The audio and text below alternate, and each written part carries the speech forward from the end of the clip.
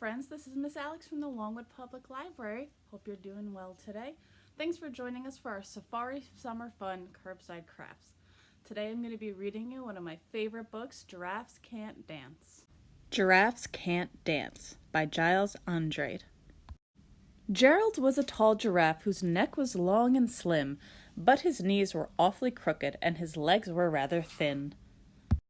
He was very good at standing still and munching shoots off trees, but when he tried to run around, he buckled at the knees. Now every year in Africa they hold the jungle dance, where every single animal turns up to skip and prance. And this year when the day arrived, poor Gerald felt so sad, because when it came to dancing, he was really very bad. The warthogs started waltzing, and the rhinos rock and rolled. The lions danced a tango that was elegant and bold. The chimps all did a cha-cha with a very Latin feel, and 8 baboons then teamed up for a splendid Scottish reel. Gerald swallowed bravely as he walked towards the floor, but the lions saw him coming, and they soon began to roar. "Hey, look at clumsy Gerald," the animals all sneered. "Giraffes can't dance, you silly fool. Oh, Gerald, you're so weird."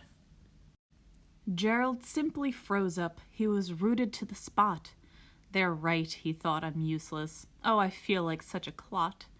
So he crept off from the dance floor and he started walking home. He'd never felt so sad before, so sad and so alone.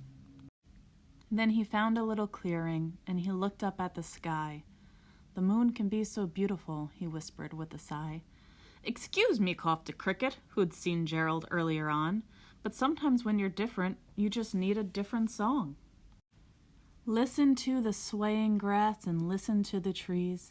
To me the sweetest music is those branches in the breeze. So imagine that the lovely moon is playing just for you. Everything makes music if you really want it to." With that, the cricket smiled and picked up his violin. Then Gerald felt his body do the most amazing thing. His hooves had started shuffling, making circles on the ground. His neck was gently swaying and his tail was swishing round.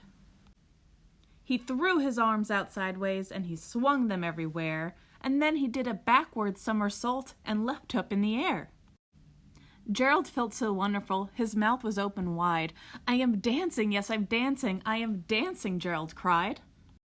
Then one by one each animal who'd been there at the dance arrived when Gerald boogied on and watched him quite entranced. They shouted, "It's a miracle! We must be in a dream. Gerald's the best dancer that we've ever seen." "How did you learn to dance like that? Please, Gerald, tell us how."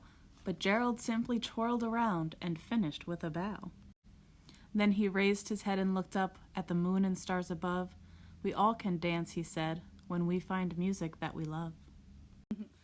Well, I hope you liked the story. I loved it. I also love dancing, even though I'm not very good at it, just like Gerald wasn't. Let me show you the 3 crafts that you have this week.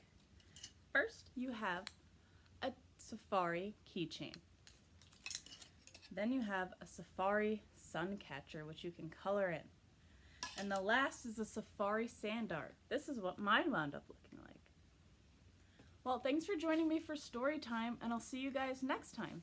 Have a good day. Bye.